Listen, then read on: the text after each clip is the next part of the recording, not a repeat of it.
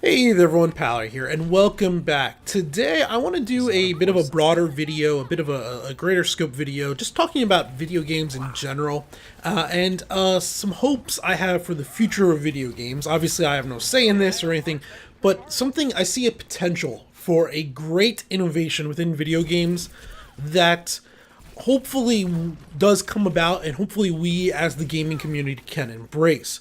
Now this video is gonna probably have a lot of weird tangents in it.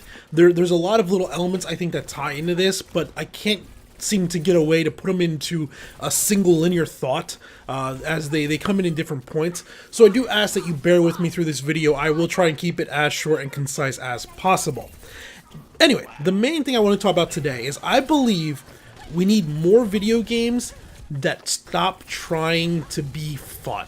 And I know this is going to sound weird, and before you go off on your tangent yelling at me that you want your fun video games, let's get this out of the way right at the very beginning. I still want fun video games. This is not a zero-sum thing, and I'm probably going to reuse that term a few times. You'll a lot of times see people when they try to bring about any change in video games, you get these people that kick back, and because they want the video game industry the way it is now. They want the vast majority of video games to cater towards their demographic, and they don't want to see whatever it is that they love. They don't want to see their Dark Souls, their Overwatch, Halo, Call of Duty, Assassin's Creed, anything. They don't want to see those go away. I don't want to see them go away either, and they won't go away. The video game industry is large enough and powerful enough with enough financial stability and strength that it can do many, many different things. We don't get mad at the movie industry when it does movies that cater both to the male adolescent but also the young woman. We don't get mad when there's the romantic comedy and the action adventure movie. There's room for all of those in every other walk of entertainment, but for some reason within video games there seems to be this idea that if we try and branch out and do something new, something that I liked on the other side is being taken away. That is not what I am promoting here. I do believe fun, focus, or games driven on fun and entertainment are and should be the backbone of this industry. What I want to get to though is there's room for a lot of growth in educational but not school educational or influential type games that'll put us in perspectives and ideas that we've not seen before. And we'll come back around to that towards the end.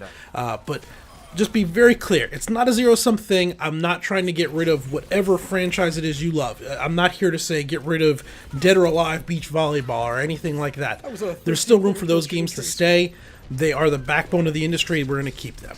Okay, back on topic. So this thought process came up to me, and it's been something going on for a while, but there was two relatively recent videos I've watched, and I will link them down below. One of them was from a gentleman that has a bit of a medium-sized channel named Brehard. He focuses primarily on Nintendo games, but he did a video called When Did Video Games Stop Being Fun? Which got me thinking a little bit on it. Do video games even need to be fun? And a lot of people I think would say on the surface, yes, but I think if you dive deeper and look deeper into it, they don't actually need to be fun. They need to be engaging. I would actually argue, at least for me personally, the majority of the games I like aren't overly fun. They do have fun elements to them. The Dark Souls series is a very good example of this. It has its fun moments, but overall it's not a fun game, at least for me. If you find it fun, that's different. What it is to me though is it is engaging, it is challenging, and it's rewarding, and the combination of that challenge and reward and engagement makes it entertaining but not necessarily fun. And I think if you look throughout history, there's a lot of games that fall in that. Another one would be like the Civilization series, the Civ games. They're enjoyable games, they're very engaging games, but are they technically fun? I'm sure there's some people out there that find them fun, but you can see where I'm going. Horror games as a general genre. For a lot of people, horror games are not fun, but they love them, similar to horror movies. They're not fun, but they're engaging because they take you out of your comfort zone. They put you into a situation that you're not normally in, and as such, they're entertaining because of that engagement. And that is one of the things that when I watched this video, I really came up with right away is there absolutely are games that are fun, but games as a whole don't need to be something that is just focused around fun. There's more that we can do with it. So that was the first video that got me thinking down this line. The second video was much more recently. It was coming out of E3. It was Jim Sterling's Jimquisition, and I forget the actual title of it, but it was something to the effect of there's too many guns in video games or too much violence. And essentially what he goes into is, at least within the AAA market, violence is the primary selling mechanic by vast majority. And while I don't 100% agree with how far he's pushing it, he does have a good, his general consensus I do agree with. I just think he kind of overlooks a lot of sports games, racing games, platforming games, your adventure games. There's a lot of games out there that don't use violence, but you can see for the sales point he was going for why he went with this. Anyway, these two videos, and if you don't know, if you do click the Jimquisition video down below, not safe for work. Just so you know that there's a lot of language in that one. A lot of language in all of his videos. Anyway, these two videos got me thinking. And, okay, here's where we run into the problem with a line of conscious thought. And what I was going to try to do is build up to examples of this. But let's just dive right into the heart of it.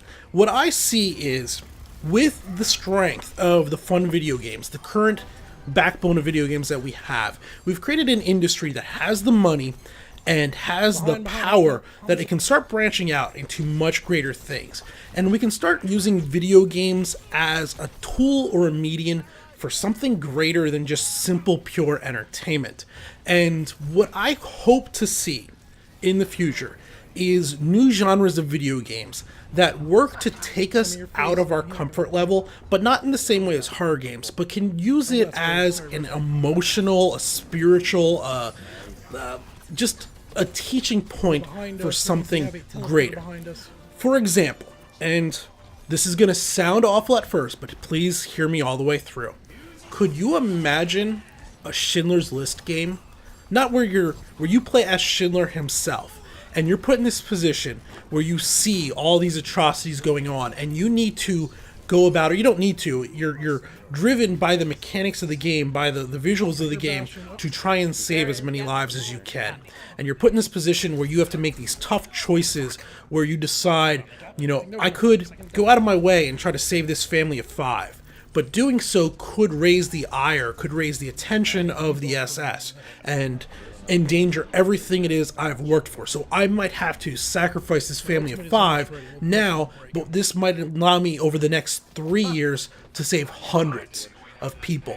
And you could do this game that really could create a new level of speaking to people, and it could go about showing things like the Holocaust in an entirely different manner. The point is, video games, unlike movies and books and everything else, a lot of these movies, books, all that have started to tackle or been tackling for a long time tougher subject matter. They've taken on putting you into situations and taking you out of your comfort zone and explaining this stuff, but we've, for some reason, been hesitant to do it within video games. There's this fear that video games won't do it correctly, and some of them definitely won't. But the fact that some of them won't do it correctly, to me, doesn't make for a reason of not doing it. There's the chance, because of the agency that happens within the video games, because you are the person in control. It's not a hands-off, it's not a third-party viewing thing like with movies, or a hands-off experience like books. The message and the feelings that could be brought across, I think, could be much greater within video games. I think all of these things that you try to do, you have, movies, or I guess it was a movie series like Roots. Could you imagine a video game that tackled the themes of Roots, but rather than just being something you watch on screen, it is now something you're interacting with, something you're experiencing through a video game? That message could be so much deeper, or that experience, I don't know if it's so much a message, but that experience could be so much deeper because of video games. We also sit right now on the precipice of what could be a new age of VR. I'm not here to argue for or against VR, but many of these experiences could be done so much more in VR, where now it's not just viewing it on your monitor and interacting with it, or your TV through your controller, but you're actually there within a VR headset. The possibilities I could see with this are near endless. We just gotta, well, not we, the video game industry just has to try and do it, but there is some things that we as the gamers need to do to embrace it also, and we'll come back to that in a little bit. it's not all bad news. It's not like none of this has happened. If you look around over the recent history, especially within the indie scene, we have seen developers start to do things like this. They have been happening for some times. You have a game like Gone Home, which, if you don't know what Gone Home is, it is kind of a point-and-click adventure type thing. Not point-and-click. It's a hidden object. Thank you, phone. Thank you for that. It's a hidden object type game where you're trying to figure out what's going on in your house. You're this college student or some young woman coming back from Europe, and you go into your house, and your house is basically abandoned. There's boxes there's waiting for movers to pick up and everything. There's a letter on the door from your sister asking you not to go in and snoop around. You go in the house and you find like it's just been abandoned. And as far as you know, everyone's supposed to be home. You know, it's late at night. You're expecting a little bit of a family reunion type thing. And you go through and you have to find out what's going on. And a spoiler here, I apologize for spoiling it, but I have to say this in order to explain my theory going on here, is you discover that essentially your sister is gay, your younger sister. You're the older sister, you have a younger sister, and then your two parents. And she's having a tough time coping with this and explaining it to her parents. Her parents think, or your parents, because they're also her parents, think that she's just a little odd. She might need some friends, and she doesn't know how to tell them this. They have hints, they kind of believe it, but they're not entirely sure. And essentially the whole house kind of starts to fall apart a little bit, and she runs away because of this. And this is why the house is empty. So you come home and you discover this, and you learn this by finding clues around the house to see what is going on. You find your sister's diary and different articles laying around and cassette tapes and all of that. Well, I gotta tell you, while I didn't very much like the game, I really didn't like the game, it's not my style of game. You know, it's just kind of wandering around a quiet house, picking things up and reading notes. As a middle-aged, white, heterosexual, middle-class male, it was absolutely nothing that I've experienced in my life. It gave me a little bit of insight into someone else's life that I would never have otherwise, just because of who I am as a person, right? There's nothing in what brought me up to the world today, nothing in the near future, that is going to put me into this experience of interacting with a family that is dealing with a gay person, and that person trying to come to a realization of who they are, and the parents maybe rejecting it or just not fully understanding it. That's not something I'm ever going to experience in real life. So the video game, well, I won't say it made me a wiser person. It did give me a slight glimpse into what that world could be.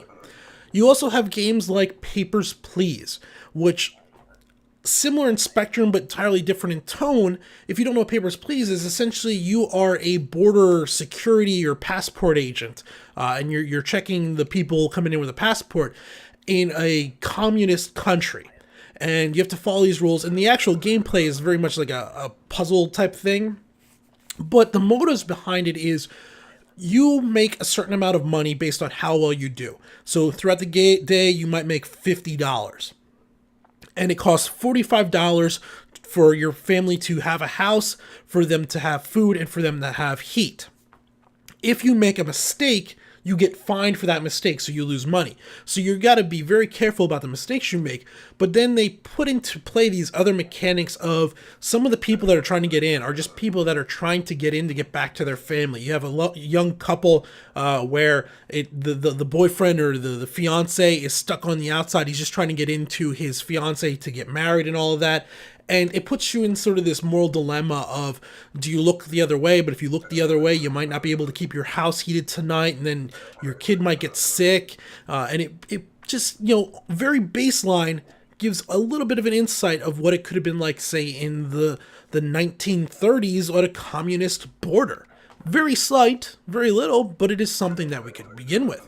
And these games show that there's potential there. The beginning's there. Could you imagine what AAA could do, putting some real budget behind this, some real high-end talent, say bring some movie directors and professional writers in that really know how to form a story and build characters, and do that within a VR experience? You go back to that Schindler's List one I was talking about. You could do some things that could really change how people view some elements of history or current societal elements. Could you imagine a game where it puts you in the place of a Muslim American? dealing with all the stereotypes and the racial tensions and everything because of your skin color, accent, and religion, you know, those things could be insanely divisive, but also they could give us such a chance to see things from other people's ways of life than we normally experience.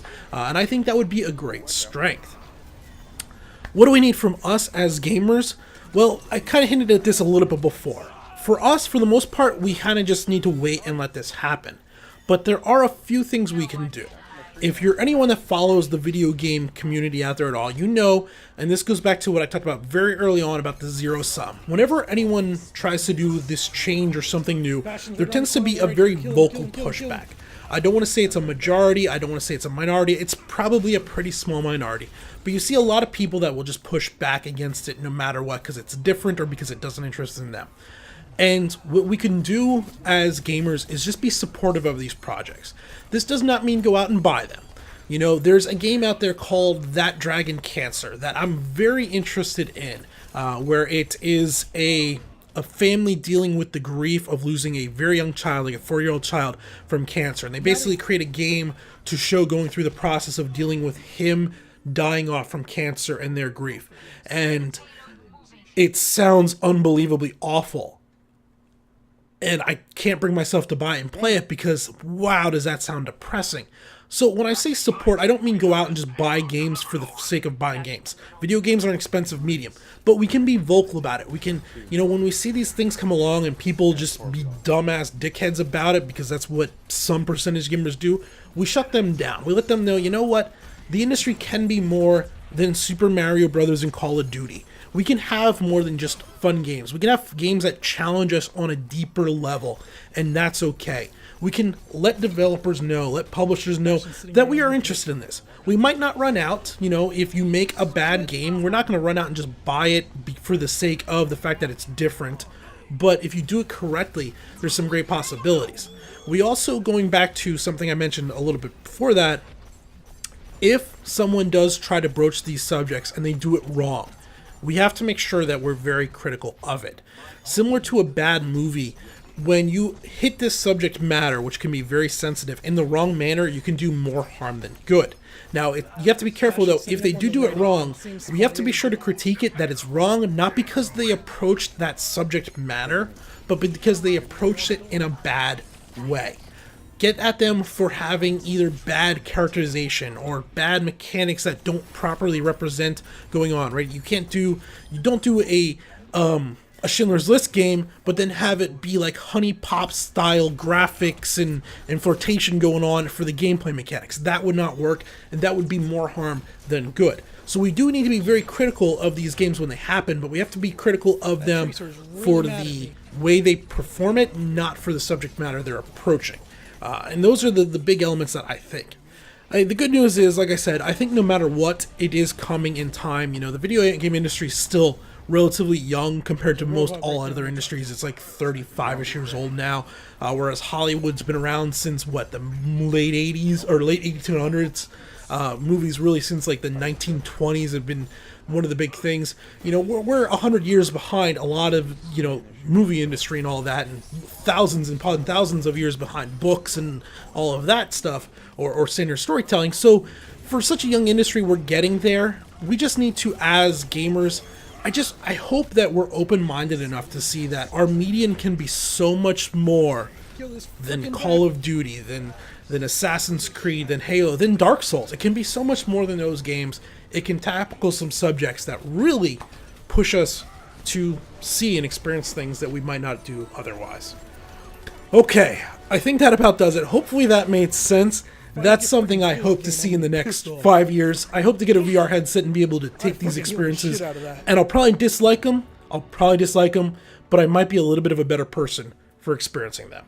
Until next time, though, or let me know what you guys think in the comments down below. If you're someone that thinks what I just said sounds absolutely stupid and video games should not go there, I'm probably going to adamantly disagree, but I'd love to hear a coherent argument about why it's wrong, about why video games shouldn't do that. Other than that, just let me know what you think in the comments down below. Until next time, this has been Paller. Thanks for watching.